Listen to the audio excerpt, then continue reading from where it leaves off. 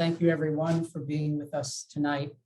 So I'd like to start with a little bit of information about the background and philosophy of our tuition assistance program, and then we'll talk a little bit about some of the specifics of how you actually apply and go through the process and how we make decisions on tuition assistance awards for your family. So first and foremost, it's important to recognize that the tuition assistance program here at Oakcrest really is fundamental to our mission. If you leave with nothing else after tonight, I would ask you to leave with this thought, which is start thinking about tuition, not so much as a cost, but as the most important financial investment that we as parents will ever make in the lives of our daughters. And to think and pray very specifically about your desired return on that investment. I made the mistake many years ago, probably about 12 or 13 years ago, when my daughter was getting ready for high school. My wife and I were generally familiar with Oakcrest. But at the time, my mindset was focused on the cost of tuition. And so we went online and we looked at the tuition rate at that time for Oakcrest and made a decision that we could not afford it. And I made the mistake of not contacting the school, not asking about the tuition assistance program, not visiting the school, not having my daughter participate in a shadow day. I made an assumption that I could not afford the cost. And I wasn't thinking about the choice of my daughter's school and tuition as an investment in her and her future. And as a result, she did not attend Oakcrest, and we wound up homeschooling her through high school, and she did fine and is doing well today. But as God would have it, 3 or so years later, I started working for Oakcrest with responsibility for the tuition assistance program. And every day I'm reminded that I did not give my daughter the opportunity of the fabulous formation and education program here at Oakcrest simply because I was solely focused on the cost and was not thinking about this decision in terms of an investment in my daughter and in her future. So as I say, I would ask you, if you leave with nothing else tonight, think about this process and this decision that you make as parents as an investment, as a financial investment, but more importantly, as an investment in our daughters and in their future. So one of the things we ask parents to think about in making this decision in terms of an investment and your desired return on this investment is, who is my daughter today? And who do I hope or want her to become when she graduates high school? What type of young woman or adult will she become? And how can we as parents best help her to discern, identify, and carry out God's infinitely beautiful plan for her life, which is her vocation? Consider that as parents, we have the tremendous responsibility for the education and formation of our daughters. Yes, we as parents are the primary educators of our children. And as Cynthia just read, our mission statement focuses on parent partnership and parents as primary educators as the first element in the mission statement. We as parents are responsible for helping our daughters to become the masterpieces that God had in mind when He entrusted them to our care. So when we're looking at various school options for our daughters, we really are seeking to form a partnership with that school that will assist us in this very important mission. This decision will have lifelong ramifications for our daughters and potentially for our grandchildren and others in society. We all know as parents that the ages from 11 to 18 are some of the most formative years in the lives of our daughters. And we should make no mistake that our daughter's school will have a significant impact on the person that she becomes. Every day at school, our daughters will be educated and formed by what their teachers are saying, how they say it, the example that they provide, the school environment itself, other students in the school, and even the parents of the other students. When school is in session, your daughter is likely to spend 8 to 12 hours a day in the school environment. She'll be awake at home with you as parents for maybe 4 to 5 hours in the evening And some of that time will be impacted by homework, friends, entertainment, and other activities. On weekends, she will likely be engaged in some activities with friends from school. And her school's friends are likely to become your friends as well. So in summary, our choice of a school for our daughters is critically important. Her school will help her form her foundations of faith, the intimacy of her relationship with God, how she views other people and decides to treat them, how she handles adversity and learns to overcome challenges, how she views the world and her place in it, and what professional work or other paths she might take in college and beyond. It's obvious that we must choose a school, and we must choose very wisely a partner to help us in this very important mission of forming our daughters. The bottom line is that we as parents, when we're seeking a school, we're looking for a partner. I don't know about you, but anytime a business or an individual or an organization is thinking about a partnership, it's a process that requires critical evaluation, due diligence, a willingness to work together, an understanding of a shared vision, and a relentless focus on the same goals. Otherwise, the partnership doesn't work. In making this decision to form a partnership, and in making the investment decision for our daughters, we encourage parents to ask some of the following questions, regardless of what school you're choosing or considering. What truly is the mission of the school? And how does that line up with what I want for my daughter? How does the school view the role of parents? Will they really see me as a partner? Do they really understand that I have primary responsibility for my daughter's education? Who are the teachers? What are their backgrounds, education, and experiences? What is the school environment like? Is there a sense of joy and cheerful optimism? And do the teachers, staff, and other students appear generally happy? Does the school share my faith, or at least welcome me regardless of my faith, or if I have no faith at all? Are current parents generally happy with the school? No partnership is perfect, we all know this, and no partnership is without its difficulties. Just ask your spouse. Don't ask mine, please. Are those difficulties discussed with professionalism and charity? And are appropriate resolutions sought with the ultimate goal in mind, which is what is best for the students? If the school you're considering has a portrait of a graduate, ask yourself if you have an opportunity to speak with some of the seniors. Do the seniors seem to embody all or at least some aspects of the portrait of a graduate? And are the alumni involved in the life of the school? These are general questions that we as parents should consider asking whenever we're thinking of a school as a potential partner with us in the formation of our daughters. At Oakcrest, parent partnership is at the core of what we do. We see our role as critical to helping you in your mission of forming and educating your daughter to become the masterpiece that God had in mind when He entrusted her to your care. So in summary, I'd ask you to think about these few things. Begin to change your mindset about tuition from cost to investment. And think about the return on this investment that you're making. Think long-term, think eternal. We all know our daughters are entrusted to us by God. Think of a school in terms of partnership with you as parents. And think of entering into this partnership and the importance of doing your due diligence before you make your final decision, whether you choose Oakcrest or not. I often tell parents, spend the time to quote unquote vet us.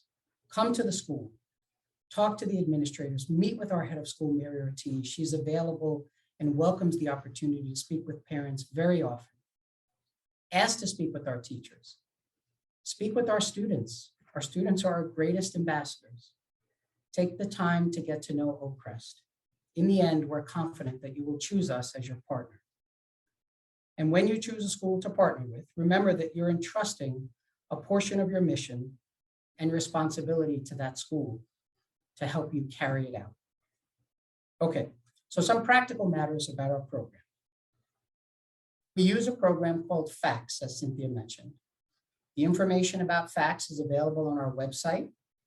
The link to connect to Facts, to create an account, and to start the application is all there on our website.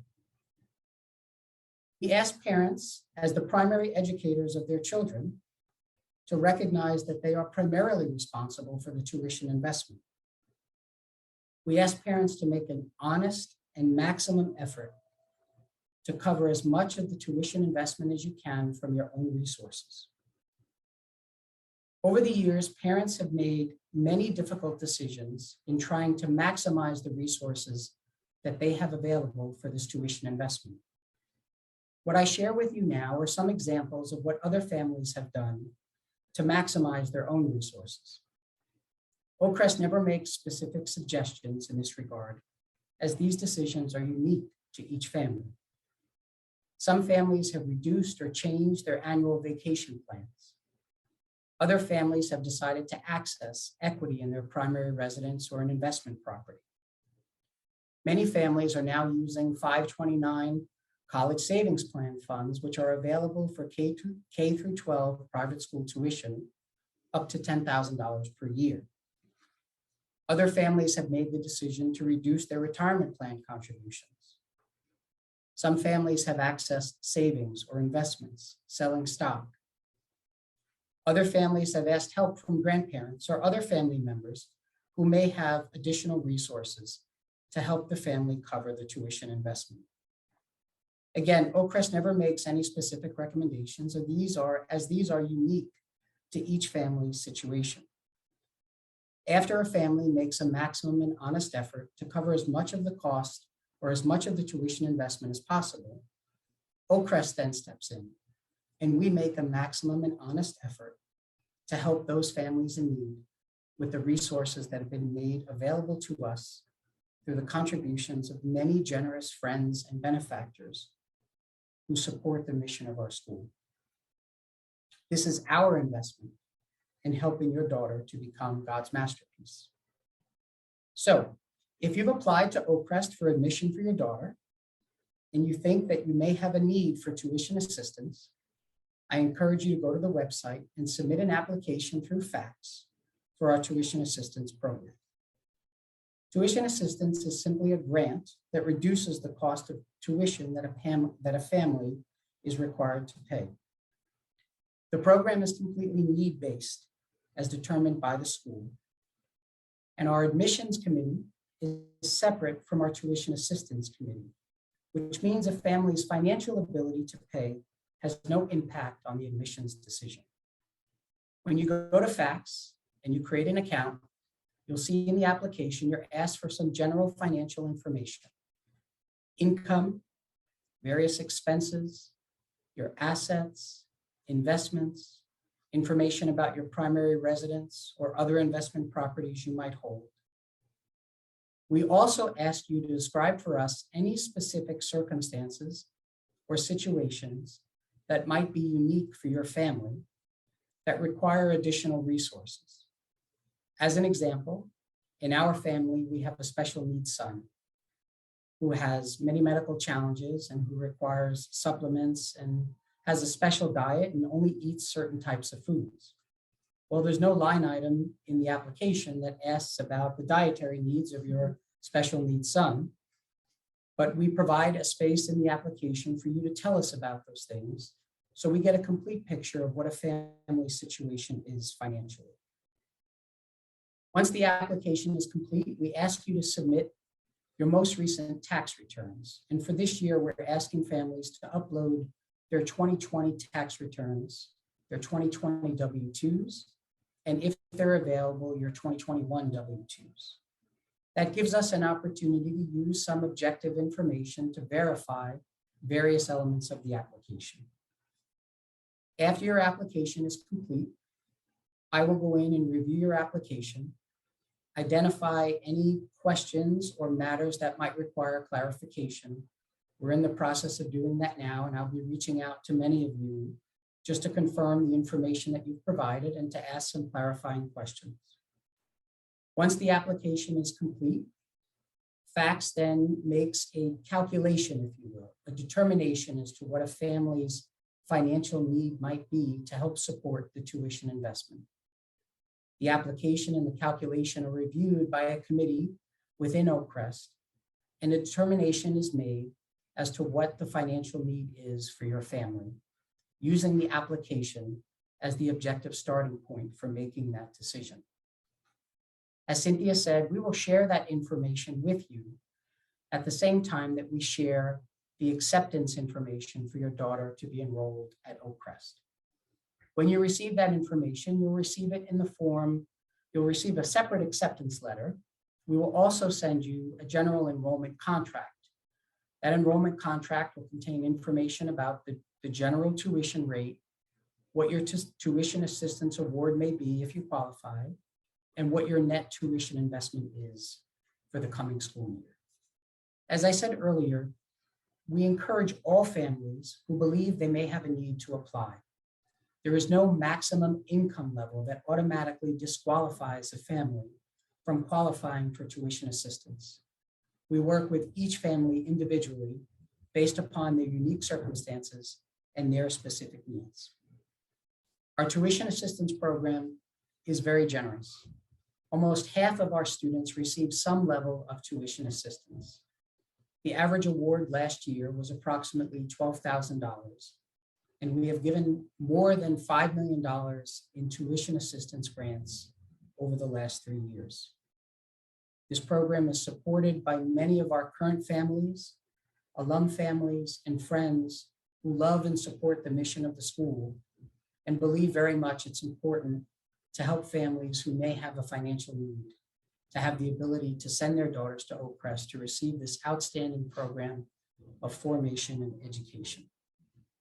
We also offer a variety of tuition payment plans with customized options.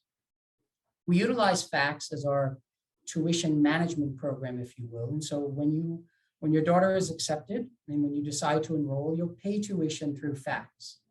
There are 4 general plans that are available for all families. However, in working with individual families, we recognize that we each have specific needs. So a standard 10 or 11-month plan may not work for every family. If you have a specific request about customizing your payment plan, you can simply reach out to me and we will work together to come up with a plan that works for you and for your family. As Cynthia said, we're happy to answer any questions that you might have tonight. I would encourage you to please submit those questions through the Zoom link. If there are any questions that don't get answered this evening, please feel free to reach out directly to Cynthia or me, and we'll be happy to respond and answer your questions. Thank you. Thank you so much, Matt. Please do keep the questions coming. We've gotten some good questions in the Q&A box, and we're looking forward to getting to those in a few minutes. But first, I'd like to now pass the mic, so to speak, over to Michelle and Jay Gress. Good evening. Thank you, Cynthia. And as Cynthia Matt noted earlier in the call, we are first-year parents here. Our daughters are both attending their first year at Oakcrest. We have a 9th grader, Anne, and a 7th grader, Helen, who are both attending at Oakcrest. And we arrived at the school. I'll concede that we were perhaps a little bit late in considering the fact that our 8th grader needed to find a high school, and that was the impetus for us. Initially, reaching out to Oakcrest, we had known of the school for years. We've known a number of families who've had their daughters at the school, but we always assumed it was out of reach for us. So it really was not part of our decision-making matrix at the time. We have, I guess, what you would describe as more mission-oriented jobs. I work for the government. Michelle works for the church. They are great and rewarding jobs in many ways, but in just raw salary power, they are not pillars as one might refer them. So we had just erroneously assumed that there was no way we would ever be able to attend these schools, because I say these schools because we also have our sons at the Heights, a similar all-boys school in Maryland. And we arrived at applying for these schools when we, took a look. upon encouragement from families who were already at the school and said, look, we know you think this is out of reach, but just take a serious look at the school, please. And we took them at their word. We looked into it. Of course, we fell in love with the mission and the facilities and the teaching faculty and the reviews of the parents. So that part of it was not difficult at all. But the trying to figure out how to send a daughter there, let alone possibly two, and then corresponding school for the boys was. We decided why not give it a try. People are encouraging us. The schools are encouraging us. So we did, and we took Matt at his word. We followed through on all the application process. We're pleased to say, well, obviously we're here at the school. We love it. It is a true investment though, and it did require a mindset shift for us. This is not merely an expense or a loan payment or something like that. This is not a mortgage payment. This really is an investment, and it does require a mindset shift in that, and a willingness to be a bit more fiscally creative than maybe I initially planned. What do you think? I just want to add on that we love the school, and I don't think we ever would have gone down this path and even tried to make this work financially if we didn't love the school. And it was really daunting to think that there's this tuition payment that we might not be able to make. And then at the same time, we were applying for both of our boys to attend another private school. It all seemed crazy, but it is because of the mission of the school Oakcrest, because of the amazing administration, and because it's exactly as Matt describes. They're partners with the parents, and we went through the entire application process. And as my husband says, it's a fiscal mindset. This is an investment for us, but this is what we call our asset allocation, and right now it's to the schools, and we love it. We couldn't be happier, and we just, like so many families told me, just apply, just go through the process. And if you love the school, just apply, because you'll be sorry you didn't. It's like Matt said in the beginning, you'll be sorry if you just never tried. And we would just love to meet you parents next year at Oakcrest. Thank you so much, Michelle and Jay. Before we jump into the questions, I just want to encourage you to keep putting the questions please try to put them in the Q&A box. That's what I'm checking. There's a chat box and a Q&A box, and I'll toggle between the two, but if you can try and put the questions in the Q&A box, that would be great. So we've got 2 tuition assistance questions to get started with here, and then we'll shift over to an admissions question. The first question is, if we receive tuition assistance the first year, would we then be able to assume that in subsequent years we would or might receive the same level if our financial situation stays the same? Great question. Yes, so generally when we make a tuition assistance decision for a family's initial application, you can expect that tuition assistance award is generally sustainable throughout the student's tenure at Oakcrest, unless your family financial circumstances change significantly or the school's financial circumstances change significantly.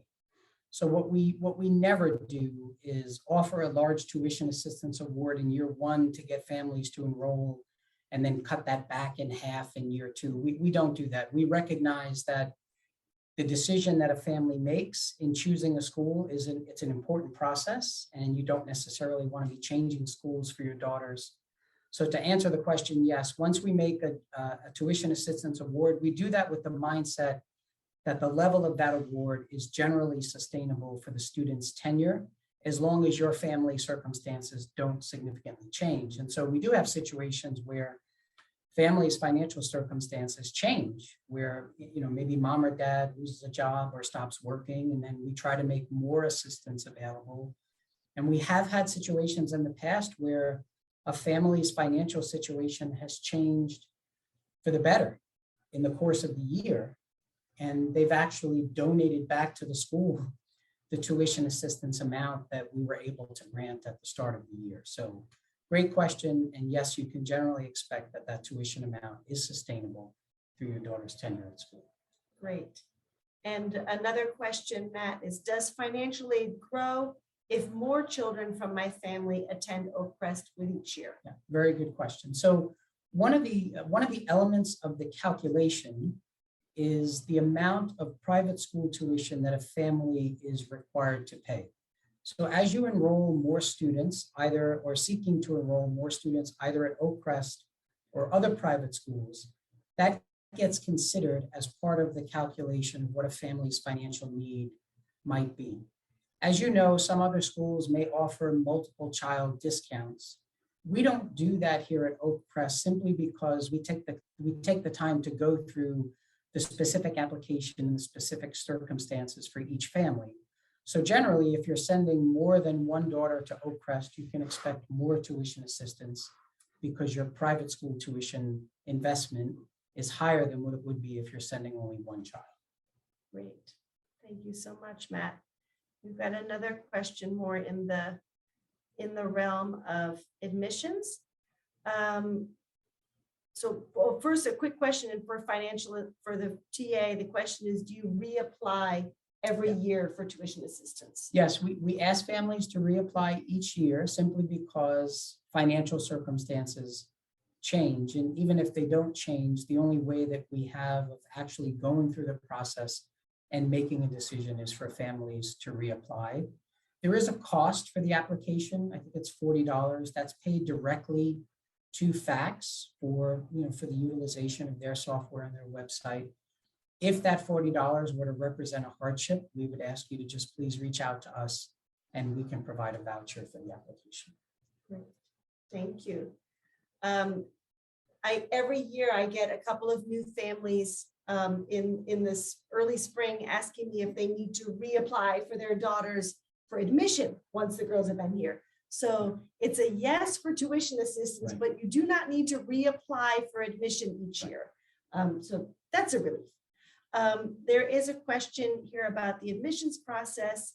Asking if an application can be automatically reconsidered for the following year with appropriate updates if an applicant is not accepted for the current school year.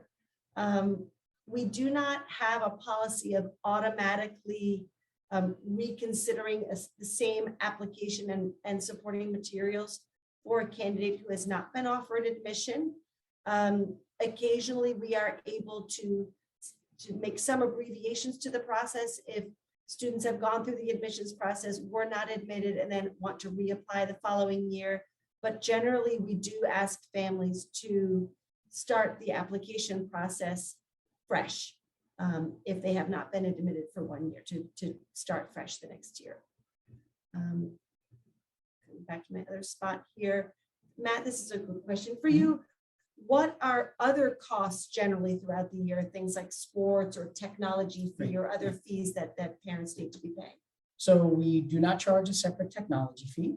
This year, I'm happy, it's probably posted on our website, but the school is now covering the cost of all books for both middle school and upper school. So there's no longer expenses for parents to purchase textbooks or other books that might be used during the school year. We do not have a sports fee or a field trip fee. If your daughter does participate in sports, you would be responsible for purchasing personal equipment that she might need. So for example, cleats for soccer, you would purchase that, or a glove for softball, what have you. But if you don't have the means to do that, we do have some things available that we can help with here at the school. Our transportation program is separate, but again, we work with families. We don't provide specific tuition assistance for the transportation program, but we do work with families who may have a financial need to provide, a one-time discount.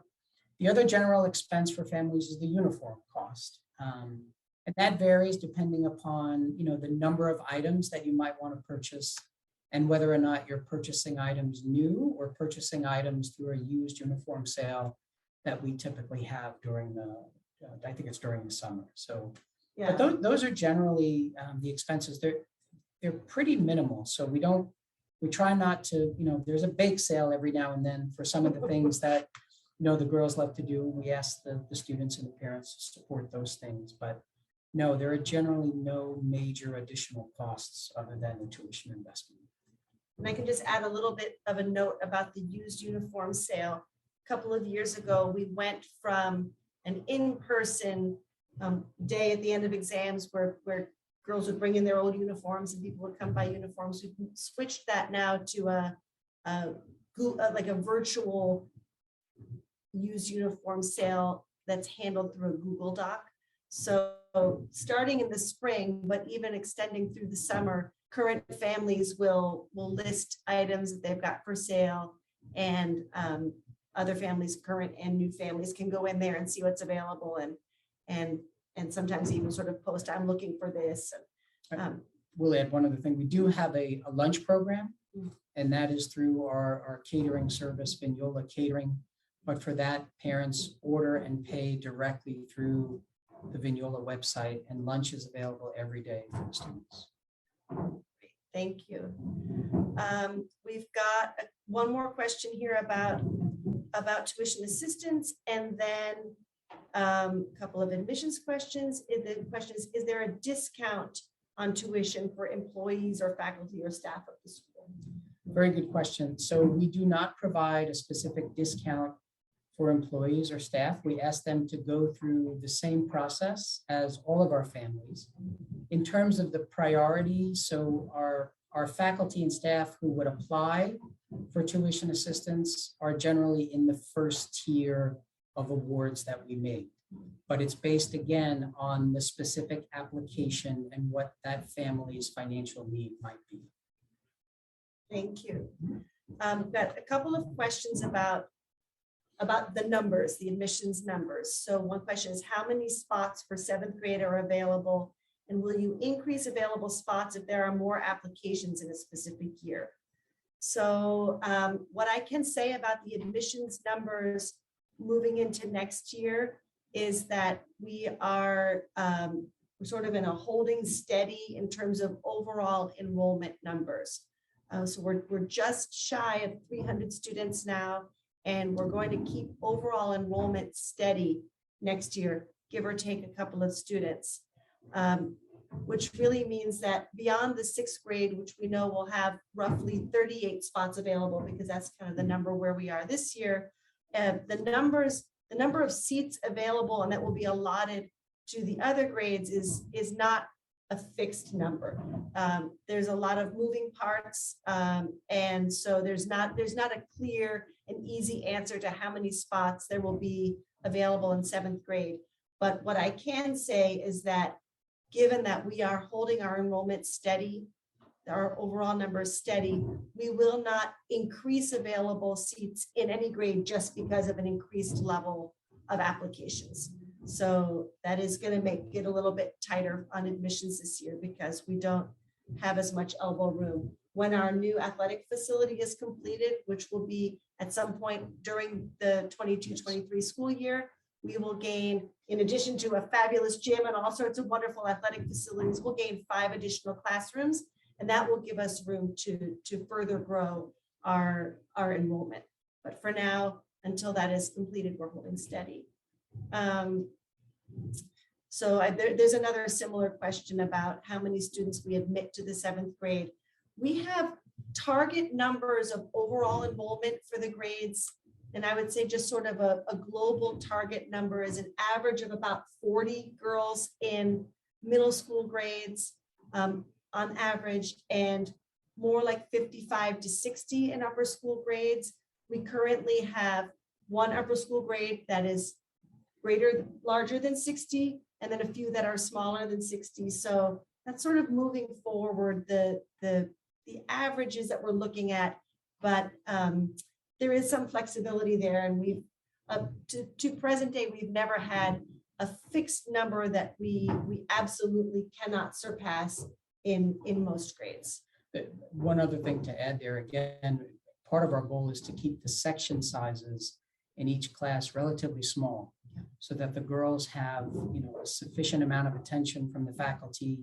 Generally, our average section size is 15 to 16 students, depending on the different discipline that they might be in a class for. So again, that's another aspect of keeping those class sizes relatively small, so the girls get the benefit of that aspect of the education. Great, thank you. Another really good question. At many private schools, parents are expected to volunteer a number of hours per year. Does Oakcrest have this policy? So Oakcrest loves to have parent involvement and volunteering and support for all of our parent programs and activities, but we do not have any kind of a requirement for parent volunteering. I think in our concept of parent partnership and parent support is a little bit different, and we want parents to always feel welcome to be involved in events at Oakcrest and to feel welcome on campus, but to approach any volunteer opportunities with total freedom. There are many opportunities for parents to volunteer through the OPA organization, or Oakcrest Parent Association. We have family enrichment opportunities. We have, periodic talks and presentations that parents can help to organize and carry out. But again, as Cynthia said, there's no minimum number of hours. I know in some schools there's either a requirement that you volunteer a certain number of hours or you pay an additional fee. We don't do that here. Our goal really is for parents to be as involved in the life of the school as you can. Come for mass every day, spend that time with your daughter. Father Marty is here to hear confessions during the day and for spiritual direction. I think for our parents, you will get, in some instances, as much out of this experience as you have the time and the desire to put into. Many great friendships are developed in the school community. We have a very active Fathers Club that does lots of things, decorating for Christmas. We have a barbecue. We do tailgating at some of the sporting events. So I encourage you as parents, if you're applying for your daughters and she's accepted, participate in the life of the school. You won't regret it. Thanks, Matt. Another question about tuition increases, everyone's favorite topic. Yeah. As a parent considering sending their daughter to Oakcrest for 7 years, what has been the average increase in tuition each year? So the average increase over the last 5 years for the upper school, 9th grade through 12th grade, is just about 3% overall, the average over the last 5 years. We did have a 5-year strategic plan where the initial plan were for increases larger than the 3%, but in working very closely with our finance committee and our board of directors, we were able to reduce those increases more in line with CPI on an annual basis. What I can tell you for this year is everyone knows the rate of inflation is increasing significantly. The CPI rate from this year over last year is approaching almost 7%. This year for the upper school, we increased tuition only by 3%, but we've also included the cost of the books, which we have not done in prior years. So that in some ways offsets the tuition increase of 3% this year. Last year, our middle school tuition rate remained flat, and we incorporated all of the middle school books last year as well. This year, the middle school tuition rate is only increasing by 2%. As you all know, in order to attract and retain fabulous faculty that we have here at the school, we do have to offer compensation rates that are fairly reasonable and competitive. And one of the primary ways that we do that is through maintaining tuition levels that allow us to support the investment in our teachers. But we recognize that the tuition investment on the part of our families is significant. So we do everything that we can to keep those increases at a very reasonable minimal rate. And our development director, Mike Barvik, does a fabulous job raising money to support the school that helps to offset tuition increases and also helps to support our compensation funds for our faculty and staff. I've got a question here about feeder schools and where do girls who are new at Oakcrest, where are they coming from? Are they coming from other Catholic schools, independent schools, public, which schools? And do most middle school girls stay for high school or move on to other high schools? So I'm going to split that in two. start with sort of the feeder school question. That's a slightly different answer in middle versus in upper school. Girls, let's talk about the 6th grade, since everybody's new in 6th grade. There's a fairly strong diversity of backgrounds, educational backgrounds of girls coming in for 6th grade. And over the last 4 or 5 years, we've seen that it's been fairly evenly split 4 ways between girls coming from public school, coming from parochial schools or other Catholic schools, coming from other independent schools, and coming from homeschool. So that's kind of the composition of the new students in middle school. Then in high school, I would say there's a majority of our students are coming from Catholic schools, from K-8 Catholic schools, probably about 75% roughly coming from other from Catholic schools. And then we have girls, high school girls coming from homeschool, from public school, from other independent schools, relocating from other areas. So there's no one particular or no 2 or 3 particular feeder schools like, well, most of our girls come from these 2 schools. We don't have specific feeder schools. And do most middle school girls stay for high school? Yes. Most of our middle school girls do stay for high school. I think that our attrition rate over the last several years has been very low across the board. And the last year, no exception. Yeah. So the vast majority of our 8th graders stay for 9th grade. We do not have any other open questions in the Q&A box or in the chat box. We do have a few minutes left, so if anybody would like to add a question in there, I'm going to bide our time for about 30 seconds here and look over to Matt to see if he's got anything smart to say while we wait and see if anyone has any more questions. I want to make sure that you have every opportunity to ask your questions before we wrap things up. As Matt mentioned when he was speaking, we hope that this is just one of many interactions that we have with you. And ideally, this will be the only virtual interaction we have with you. We love to welcome you to school, or we welcome your phone calls, your emails with any questions. So please don't feel that if you don't have a chance to get a question in tonight, that you won't have a chance to ask again. We are here for you. And we've got some more questions, so which is great. When is the deadline to accept an offer? I think it's March 14th. It's really close to March 14th. I'm pretty sure that's the date. So the contracts go out February 18th, and you have about a month to respond. And in the interim, the students to whom we have offered enrollment, there's a take a second look day, a revisit day for parents and students to come back and visit and hear student panels and ask more questions. How long is the usual admissions and TA application procedure? I'm not really sure exactly what that question means. It might mean how long does it take to get through it? The TA application will take roughly 20 to 30 minutes to complete online. Then depending on your specific circumstances, we try to have a conversation with each family. That conversation, if it's in person or on the phone, 20 minutes, 30 minutes, depending.